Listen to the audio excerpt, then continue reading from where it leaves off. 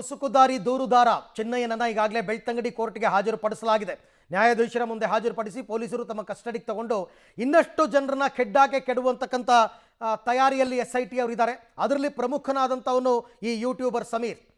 23 ನಿಮಿಷಗಳ ವಿಡಿಯೋ ಮಾಡಿ ಜನರನ್ನ ಪ್ರಚೋದನೆಗೆ ಒಳಪಡಿಸಿ ಕಣ್ಣಿಗೆ ಕಟ್ಟುವಂತೆ ಕಥೆಯನ್ನು ಹೇಳಿದ್ದಂತಹ ವ್ಯಕ್ತಿ.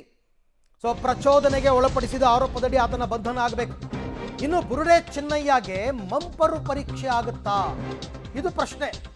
ಮಂಪರು ಪರೀಕ್ಷೆಗೆ SIT ಅವರು ಸಿದ್ಧತೆಯನ್ನ ನಡೆಸಿದ್ದಾರಂತೆ. ರೈಟ್, ಮಂಪರು ಪರೀಕ್ಷೆ ಮಾಡಿಸ್ಬೇಕು ಅಂತಕ್ಕಂಥ ಒತ್ತಡ ತುಂಬಾ ದಿವಸದಿಂದ ಇತ್ತು. ಚಿನ್ನಯ್ಯ ಒಪ್ಪಿದರೆ ಆತನಿಗೆ ಮಂಪರು ಪರೀಕ್ಷೆ, ಆತನ ಅನುಮತಿ ಅಗತ್ಯ. ಬುರುಡೆ ಚಿನ್ನಯ್ಯಗೆ ಮಂಪರು ಪರೀಕ್ಷೆಯನ್ನ ಮಾಡ್ತಾರಾ ಅಂತಂದ್ಬಿಟ್ಟು SIT ಅವರು ಈಗ ಸಿದ್ಧತೆಯನ್ನ ಮಾಡ್ಕೋತಾ ಇದ್ದಾರೆ.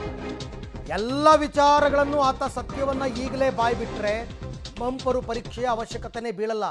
ಬಟ್ ಇವನೇನೋ ಒಂದಷ್ಟು ವಿಚಾರಗಳನ್ನು ಮುಚ್ಚಿಡುತ್ತಿದ್ದಾನೆ ಅಂತ ಅನ್ಸಿದ್ರೆ ಆಗ ಮಂಪರು ಪರೀಕ್ಷೆಯ ನಿರ್ಧಾರವನ್ನು SIT ಅವರು ಮಾಡಲೇಬೇಕಾಗತ್ತೆ.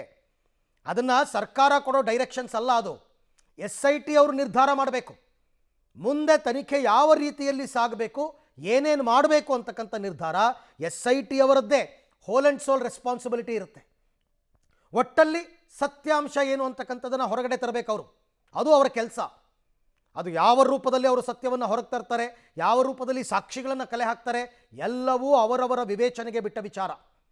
ಹಾಗಾಗಿ ಈ ಬುರುಡೆ ಚಿನ್ನಯ್ಯಗೆ ಮಂಪರು ಪರೀಕ್ಷೆಯನ್ನು ಮಾಡ್ತಾರಾ? ಆತ ಒಪ್ಪಿಗೆಯನ್ನು ಕೊಟ್ಟರೆ ಮಂಪರು ಪರೀಕ್ಷೆ ಮಾಡೋದಕ್ಕೆ ಸಿದ್ಧತೆಗಳು ಕೂಡ ಆಗಿದೆ. ಆತ ಒಪ್ಪಬೇಕು, ಆಯಿತು ನನ್ನನ್ನು ಮಂಪರು ಪರೀಕ್ಷೆಗೆ ಒಳಪಡಿಸಿ ಅಂತ. ಆರಂಭದಲ್ಲಿ ಈ ಬುರುಡೆ ಮನುಷ್ಯ ಬುರುಡೆ ಬಿಟ್ಟಿದ್ದ, ಇದೇ ರೀತಿ ಬುರುಡೆ ಬಿಟ್ಟಿದ್ದ. ಬೇಕಾದರೆ ನನ್ನನ್ನು ಮಂಪರು ಪರೀಕ್ಷೆಗೆ ಒಳಪಡಿಸಿ ಅಂತಂದ್ಬಿಟ್ಟು. ಈ ಬಗ್ಗೆ ಮತ್ತಷ್ಟು ಮಾಹಿತಿ ನನ್ನ ಕೊಲೀಗ್ ಸುಖಪಾಲ್ ಅವರಿಂದ ಪಡ್ಕೊಳ್ಳೋಣ. ಸುಖಪಾಲ್, ಈಗ ಈ ಬುರುಡೆ ಚಿನ್ನಯ್ಯನನ್ನು ಮಂಪರು ಪರೀಕ್ಷೆಗೆ ಒಳಪಡಿಸಬೇಕು ಅಂತಂದರೆ ಆತನ ಅನುಮತಿ ಬೇಕಾಗುತ್ತೆ. ಅನುಮತಿ ಅಂದರೆ ಆತ ಒಪ್ಪಿದಾನ? ಈ ಹಿಂದೆ ಹೇಳಿದಾಗೆ ಮಂಪರು ಪರೀಕ್ಷೆ ನಡೆಯುತ್ತಾ ಅಂತ?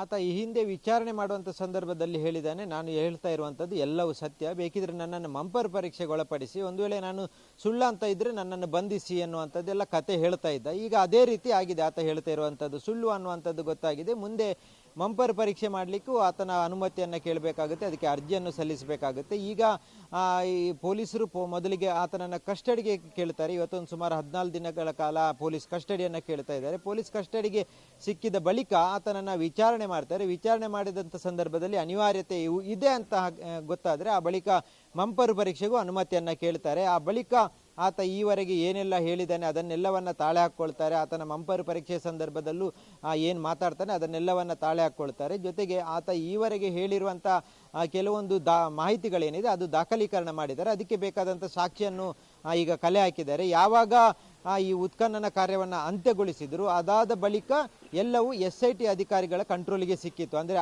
ಆವರೆಗೂ ಆತ SIT ಅಧಿಕಾರಿಗಳ ಹತ್ರ ಹೇಳ್ತಾ ಇದ್ದ, ಆ ಸ್ಥಳದಲ್ಲಿ ಹೂತಾಕಿದ್ದೇನೆ, ಈ ಸ್ಥಳದಲ್ಲಿ ಹೂತಾಕಿದ್ದೇನೆ ಅನ್ನುವಂಥದ್ದನ್ನು ಹೇಳ್ತಾ ಇದ್ದ. ಹಾಗಾಗಿ ಆ ಸ್ಥಳಕ್ಕೆ ಹೋಗಿ ನಿರಂತರ ಉತ್ಖನನ ಕೆಲಸಗಳನ್ನು ಮಾಡ್ತಾ ಇದ್ರು. ಆ ಬಳಿಕ ಉತ್ಖನನವನ್ನು ಸಂಪೂರ್ಣವಾಗಿ ಅಂತ್ಯಗೊಳಿಸಿದ ಬಳಿಕ ಆತನನ್ನು ಪ್ರತಿದಿನ SIT ಕಚೇರಿಗೆ ಕರೆಸ್ತಾ ಇದ್ರು. ಬೆಳಗ್ಗಿನಿಂದ ಸಂಜೆವರೆಗೂ ಆತನನ್ನು ವಿಚಾರಣೆ ಮಾಡ್ತಾ ಇದ್ರು. ನಿರಂತರ 6 ಗಂಟೆ, 7 ಗಂಟೆ, 8 ಗಂಟೆ ಈ ರೀತಿಯಾಗಿ ವಿಚಾರಣೆಗಳನ್ನು ಮಾಡ್ತಾ ಇದ್ರು. ನಿನ್ನೆ ಮಾತ್ರ ಬೆಳಿಗ್ಗೆ 10ವರೆಗೆ ಬಂದಂಥವನನ್ನು ಇವತ್ತು ಬೆಳಗ್ಗಿನ ಜಾವ 5 ಗಂಟೆವರೆಗೂ ವಾಪಸ್ ಬಿಟ್ಟಿಲ್ಲ, ಸಂಪೂರ್ಣವಾಗಿ ವಿಚಾರಣೆಯನ್ನು ಮಾಡ್ತಾ ಇದ್ರು. ಆ ಬಳಿಕ ಮತ್ತೆ ಆತನನ್ನು ವಶಕ್ಕೆ ಪಡೆದಿದ್ದಾರೆ. ವಶಕ್ಕೆ ಪಡೆದ ಬಳಿಕ ಆತನನ್ನು ಬಂಧನ ತೋರಿಸಿರುವಂಥದ್ದು. ಈಗ ಮುಂದೆ ಆತನನ್ನು ಮಂಪರ್ ಪರೀಕ್ಷೆ ಮಾಡಲಿಕ್ಕೆ ಬೇಕಾದಂಥ ತಯಾರಿಗಳನ್ನು ಖಂಡಿತವಾಗಿಯೂ SIT ಅಧಿಕಾರಿಗಳು ಮಾಡ್ತಾರೆ. ಆರಂಭದಲ್ಲೇ ಈ ಒಂದು ಪ್ರಕರಣ ದಾಖಲಾದಂಥ ಆ ಸಂದರ್ಭದಲ್ಲಿ ಆತ ದೂರು ಕೊಟ್ಟಂಥ ಸಂದರ್ಭದಲ್ಲಿ ದಕ್ಷಿಣ ಕನ್ನಡ ಜಿಲ್ಲೆಯ SP ಆಗಿರುವಂಥ ಅರುಣ್ ಕುಮಾರ್ ಅವರು ನಾವು ಆರಂಭದಲ್ಲಿ ಆತನಿಗೆ ಮಂಪರ್ ಪರೀಕ್ಷೆ ಮಾಡ್ತೇವೆ, ಮತ್ತೆ ತನಿಖೆಯನ್ನು ಮುಂದುವರಿಸ್ತೇವೆ ಅಂತ ಹೇಳಿದರು. ಆದರೆ ಆ ತಕ್ಷಣಕ್ಕೆ SIT ರಚನೆ ಆಯಿತು.